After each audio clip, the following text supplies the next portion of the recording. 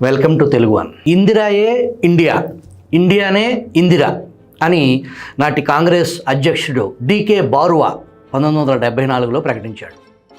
1975వ సంవత్సరంలో అప్పటి ప్రధాని ఇందిరాగాంధీ ఏకపక్షంగా 1975 నుంచి 77 మధ్యకాలంలో అంతర్గత ఎమర్జెన్సీ విధించారు. 21 నెలల పాటు స్వతంత్ర భారతావనిని చీకటి రోజులు ఎదుర్కొంది. కనీస పౌర హక్కులు లేవు. మీడియాను పూర్తిగా అణచివేసింది.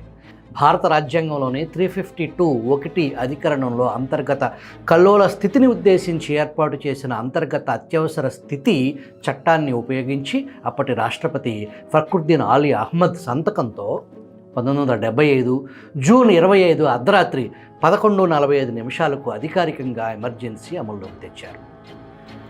ఈ దారుణ అమానవీయ నిర్బంధం 1977 మార్చి 21 వరకు కొనసాగింది. ఎమర్జెన్సీలో ఇందిరాగాంధీ రాజకీయ ప్రత్యర్థులను జైలు పాలు చేసి పత్రికలను సెన్సార్ చేశారు.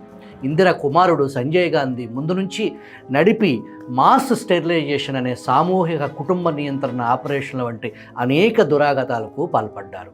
ఆ సమయంలో యూత్ కాంగ్రెస్ కార్యకర్తలు, పోలీసులు బలవంతంగా ప్రజలను స్టెరిలైజేషన్ క్లినిక్ల్లోకి తరిమి కుటుంబ నియంత్రణ ఆపరేషన్లు చేయించారు. ఆటోలు, రిక్షా డ్రైవర్లు తమ లైసెన్స్ను రెన్యువల్ చేయాలంటే స్టెరిలైజేషన్ సర్టిఫికెట్ చూపించాలి. స్వతంత్ర భారతదేశ చరిత్రలో అత్యంత చీకటి రోజులు. రాజకీయ ప్రత్యర్థులను అరెస్టు చేసేందుకు సంజయ్ గాంధీకి సహాయం చేసినందుకు ఇందిరా ప్రణబ్ ముఖర్జీని రహస్యంగా సత్కరించారు. జనవరి 23, 1977 శ్రీమతి ఇందిరాగాంధీ ఎన్నికలకు పిలిపించారు. ఆ ఎన్నికల్లో జనతా పార్టీ చేతిలో కాంగ్రెస్ పార్టీ ఓడిపోయింది. మొరార్జీ దేశాయ్ ప్రధానిగా జనతా ప్రభుత్వం కొలువుదీరింది. నాటి ఎమర్జెన్సీ దురాగతాలపై జనతా ప్రభుత్వం ఒక కమిషన్ ఏర్పాటు చేసింది. దాని పేరే షా కమిషన్. ఎమర్జెన్సీ కాలంలో జరిగిన అన్ని మితిమీరిన అకృత్యాలపై నియమించిన విచారణ కమిషన్ అది. దీనికి సుప్రీంకోర్టు మాజీ ప్రధాన న్యాయమూర్తి జస్టిస్ జేసీ షా నేతృత్వం వహించారు. న్యాయ వ్యవస్థ నాటి దుర్భర పరిస్థితి, ప్రభుత్వ అధికారుల విధుల దుర్వినియోగం, జైళ్లలో నాటి పరిస్థితులు, కుటుంబ నియంత్రణ వ్యవహారం, వార్తాపత్రికల ప్రచురణలో నిషేధాజ్ఞలు, అనేక రకాల అధికార దుర్వినియోగంపై షా కమిషన్ విచారణ ప్రారంభించింది. ఎమర్జెన్సీ సమయంలో జరిగిన చట్టవిరుద్ధ సంఘటనలు, బాధ్యులైన వ్యక్తులపై కమిషన్ తన నివేదికను మొత్తం 525 పేజీల్లో 26 అధ్యాయాలు 3 వాల్యూమ్స్లో నివేదిక తయారు చేసింది. కొన్ని ముఖ్యమైన సంఘటనల్లో కమిషన్ బహిరంగ విచారణ జరిపింది. కమిషన్ న్యాయస్థానం మాదిరి చట్టబద్ధంగా పనిచేసింది. శ్రీమతి ఇందిరాగాంధీని జస్టిస్ జేసీ షా ముందు నిలబెట్టారు. ఆమెను 3 రోజుల పాటు ఓపికగా ప్రశ్నించిన జస్టిస్ షా సహనం కోల్పోయారు. ఆమెను మందలించారు. ఇందిరాగాంధీని అవినీతి నిరోధక చట్టం కింద అరెస్టు చేశారు. ఆమె రాజకీయ శివంగి. అరెస్టు సమయంలో పోలీసు అధికారిని పిలిచి నాకు బేడీలు వేయండి అని ఆమె కోరారు. అంతేకాదు, ఆమె బెయిల్కు కోర్టుకు సమర్పించే బాండ్స్ సైతం నిరాకరించారు. ఆమెకు సుస్పష్టంగా తెలుసు ఆమె అరెస్టు రాజకీయంగా ఆమెకు కలిసి వచ్చే అంశం. భారతీయులు సెంటిమెంటల్ ఫూల్స్ అని ఇందిరకు తెలుసు. అవినీతి పరులను జైలుకు పంపితే తిరిగి అధికారం కట్టబెట్టిన జాతి భారతీయ జాతి అని చరిత్ర చెప్పే సత్యం. జస్టిస్ షా నివేదిక ముఖ్యంగా ఇందిరాగాంధీ, ఆమె కుమారుడు సంజయ్ గాంధీ, ప్రణబ్ ముఖర్జీ, బన్సీలాల్, కమల్నాథ్, సంజయ్ గాంధీకి సహాయం చేసిన సివిల్ సర్వీస్ అధికారులపై కమిషన్ తీవ్రస్థాయిలో విరుచుకుపడింది. ఇండియన్ అడ్మినిస్ట్రేటివ్ సర్వీస్కు చెందిన చాలామంది ఐఏఎస్, ఐపీఎస్ అధికారులు చేసిన ఘోరాతి ఘోరాలను కమిషన్ నివ్వెరపోయింది. ప్రజాపాలనలో దేశ ఉత్తమ ప్రతిమ క్రీమ్ ఐఏఎస్, ఐపీఎస్ వ్యవస్థ కుప్పకూలిపోయిందని కమిషన్ పేర్కొంది. సివిల్ సర్వీస్ అధికారులు అనేక తప్పుడు కేసులను నమోదు చేయడానికి ఫోర్జరీలకు కూడా పాల్పడ్డారు. తప్పుడు సాక్ష్యాలను సృష్టించారని షా కమిషన్ తేల్చింది. సివిల్ సర్వెంట్లు తమ అవినీతి కెరియర్ ముందుకు సాగటానికి అధికారంలో ఉన్న పార్టీకి వీర విధేయులుగా ఉండాలని భావించటం పెను విషాదంగా అభివర్ణించింది. ఎమర్జెన్సీకి సంబంధించిన కేసులను త్వరితగతిన విచారించేందుకు 1979లో 2 ప్రత్యేక న్యాయస్థానాలను ఏర్పాటు చేస్తూ పార్లమెంటు చట్టాన్ని ఆమోదించింది. అయితే అది చాలా ఆలస్యమైంది. జూలై 16, 1979 జనతా ప్రభుత్వం పడిపోయింది. ఇందిరాగాంధీ 1980 ఎన్నికల్లో భారీ విజయంతో తిరిగి అధికారంలోకి వచ్చారు.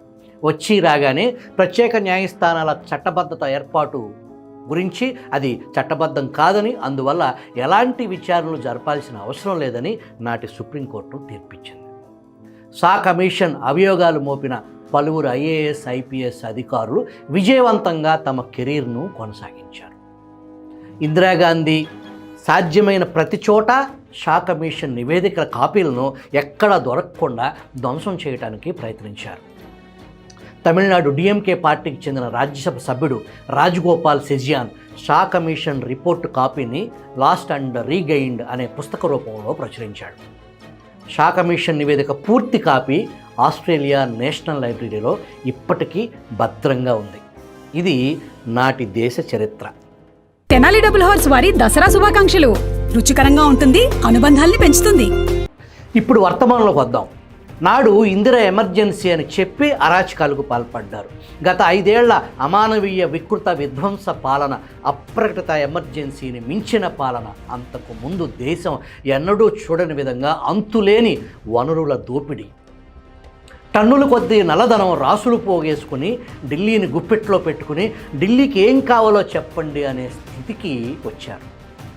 అన్ని వ్యవస్థలను చెరపట్టారు. సివిల్ సర్వెంట్లు పాలేగాడికి పాదాక్రాంతం, రూల్ ఆఫ్ లా హద్దులు చెరిపేశారు. న్యాయమూర్తులను వ్యక్తిగతంగా టార్గెట్ చేశారు. అమర్ రాజా లాంటి కంపెనీలను మేమే వెళ్ళిపోమ్మన్నాం అని నిర్లజ్జగా నాటి పాలేరు సజ్జల ప్రకటించాడంటే బరితెగింపుకు పరాకాష్ట కాదు. 3 ముక్కల 3 రాజధానుల ఆట పోలవరం 1% 1/2% దగ్గరే ఆగిపోయింది. మరో పక్క పోలీసు దమనకాండ, నోరు ఎత్తితే కేసు, కూర్చుంటే కేసు, నిల్చుంటే కేసు, అక్రమ నిర్బంధం. యావత్ ప్రజానికం భయం గుప్పిట్లోకి వెళ్ళిపోయింది. సామాన్య ప్రజలు సైతం బాధితులుగా మిగిలిపోయారు. వెరసి ఒక్క మాటలో చెప్పాలంటే సీనియర్ జర్నలిస్ట్ సురేష్ కుమార్ 600 పేజీల పుస్తకం విధ్వంసం సజీవ సాక్ష్యం. కూటమి ప్రభుత్వం కొలువుదీరింది. చంద్రబాబు అభివృద్ధి ప్రణాళికలపై ఎవ్వరికీ ఎటువంటి అనుమానాలు లేవు. అభివృద్ధి ప్రణాళికలతో పాటు నాటి పాలనలో కట్టుతెగిన ఆంబోతుల మాదిరి రెచ్చిపోయిన అధికారులు, రాజకీయ నాయకులను శిక్షించే ప్రక్రియ సత్వరం ప్రారంభించాలని ప్రజలు కోరుకుంటున్నారు. పసుపు సైనికులు, జన సైనికులు మనోవేదనకు గురవుతున్నారు. ఈ మధ్య ముఖ్యమంత్రి చంద్రబాబు మాట్లాడుతూ నన్ను 52 రోజులు జైల్లో పెట్టారు, నేనే పెద్ద బాధితులను, కక్ష సాధింపులు ఉండవు అని ప్రకటిస్తూనే తప్పు చేసిన వారిపై చర్యలుంటాయని పలుమార్లు ప్రకటించారు. కక్ష సాధింపు పాలన చేయాలని ఎవరూ కోరుకోరు. చట్ట పరిధిలో త్వరితగతిన విచారణ జరగాలని కోరుకుంటున్నారు. నాటి దేశ స్వతంత్రం కోసం నాటి బ్రిటిష్పై పోరాడినట్టు దేశ విదేశాల్లో ఉన్న ఆంధ్రులు ఎన్నికల యుద్ధక్షేత్రంలో పాల్గొన్నారు. కార్యకర్తలు ప్రాణాలు పణంగా పెట్టి పోరాటం చేశారు. కూటమి ప్రభుత్వంపై వైసీపీ నాయకులకు కనీస భయం లేదు. వారి మాటలు వింటుంటే కార్యకర్తల రక్తం మరిగిపోతుంది. ప్రతిపక్ష నాయకుడిగా చంద్రబాబు పలుమార్లు రక్తం మరిగిపోతుంది అని అన్నారు. ఇప్పుడు ఆయనే అధికార పీఠంలో ఉన్నారు. రెడ్ బుక్ కాదు, కొత్త బుక్ అనే చర్చ మొదలైంది. పార్టీ క్యాడర్ పరిస్థితి నాడు నేడు సేమ్ అనే పరిస్థితికి వచ్చారు. టీడీపీ బలం క్యాడర్ కాడి పారేస్తే ఇక అంతే సంగతులు. మరి పరిష్కార మార్గం ఏంటి? నాటి ఇందిర ఎమర్జెన్సీ పాలనపై షా కమిషన్ నియమించినట్టే సత్వరం ఒక కమిషన్ను ఏర్పాటు చేయాలి. ఆ కమిషన్కు నిధులు, విధులు, తగినంత సిబ్బందిని కేటాయించి పదునైన అధికారాలు కల్పించి చట్టబద్ధం చేయాలి. చట్టబద్ధంగానే శిక్షించాలి. జగన్ జమానాలో పోరాట యోధులను గుర్తించి వారికి సముచిత స్థానం కల్పించకపోతే పార్టీ శ్రేణుల్లో నైరాస్యం అలుముకుంటుంది. అధికారుల బదిలీలు క్యాడర్కి ఏం సంబంధం అని ప్రభుత్వంలో కీలక వ్యక్తి ఒకరు వ్యాఖ్యానించినట్టు తెలిసింది. క్యాడర్కు సంబంధం లేకుండా ఎలా ఉంటుంది? పార్టీ క్యాడర్ ఉండబట్టే మీరు అధికారంలో ఉన్నారు అనే నిజాన్ని గ్రహించాలి. వైసీపీ బాధితుల జాబితాలో ముందు పేరు ఏబి వెంకటేశ్వరరావు. తన పదవీ విరమణ ఆఖరి రోజు వరకు రాజ్యంతో పోరాటం, అది కూడా 5 ఏళ్ల సస్పెన్షన్, ₹1 జీతం లేకుండా సామాన్య వ్యక్తిగా క్రింది కోర్టు నుంచి సుప్రీంకోర్టు వరకు ఒకసారి కాదు అనేక సార్లు పోరాడాల్సి వచ్చింది. గతంలో చంద్రబాబు ప్రభుత్వంలో పనిచేసినందుకే కదా ఈ వేధింపులు. జగన్ ఏలుబడిలో నిజాయితీ పరులు అని పేరున్న అధికారులను వెంటాడి వేటాడి వేధించారు. ఐఏఎస్ ముద్దాడ రవిచంద్ర, టీకే రమామణి, నిమ్మగడ్డ రమేష్, ఉదయ్ కుమార్, ఐపీఎస్ సుబ్బరాయుడు, దామోదర్, గట్టమనేని శ్రీనివాస్, మరో ఐపీఎస్ అధికారి గీతాదేవి. ఈమె ఎటువంటి అధికారి అని వైసీపీ వీరభక్త అధికారులను అడిగినా కూడా ఆమెపై ఒక్క ఆరోపణ కూడా చేయలేరు. మరి ఆమెను ఎందుకు వేధించినట్టు? గీత మాతృమూర్తి క్యాన్సర్ వ్యాధితో ఆఖరి పోరాటం చేస్తున్న సమయంలో, గీతాదేవి తీవ్ర ఒత్తిడికి లోనై ఉన్న సమయంలో ఆమెపై ఏదో రకంగా అవినీతి ఆరోపణలతో జైలుకు పంపించాలని నాటి పోలీస్ బాస్ పన్నాగం పన్నారు. ఆమె నెల జీతం మీద ఆధారపడి బ్రతికే అతి సాధారణ దిగువ మధ్య తరగతి జీవితం ఆమెది. ఇటువంటి అధికారులను వేధించిన గౌతమ్ సవాగ్ను ఆంధ్రప్రదేశ్కు ఈడ్చుకురావాలంటే ఎటువంటి అధికారులకు ఆ బాధ్యతలు అప్పచెప్పాలి? వారు ఎంత సమర్థులై ఉండాలి? కేవలం 3-4 నెలలకే గగ్గోలెందుకు, చాలా సమయం ఉంది అనేవాళ్ళు ఉన్నారు. మరి 100 రోజుల పాలన వేడుకలు ఎందుకు నిర్వహించారు? 100 రోజుల వేడుకల్లో రాజకీయ కీచుకుల పీచమనచ్చడం 100 రోజుల వేడుకలో భాగం కాదా అని ప్రశ్నించేవారు ఉన్నారు. సమరసింహారెడ్డి సినిమాలో ఢిల్లీలో కేసు గెలిచి ఊరికొచ్చిన హీరో నాన్న వీడు మొరుగుతున్నాడు అంటే కుక్క మొరిగిందనుకో, వాడి కొడుకు మొరుగుతున్నాడు అంటే కుక్క పిల్ల మొరిగిందనుకో అనుకోవటానికి ఇది సినిమా కాదు, రాజకీయం. రాజనీతిలో అపర చాణక్యుడు చంద్రబాబు. ఆయనకు మనం చెప్పాల్సిన పని లేదు, కానీ ఎక్కడో తప్పు జరుగుతుంది. ప్రభుత్వ పెద్దలకు తెలియకుండా జరుగుతున్నాయి అని మనం అనుకోలేము.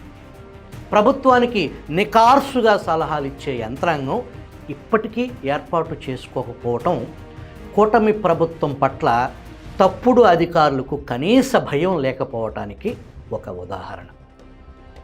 దానికి ఒక ఉదాహరణ చెప్పుకుందాం.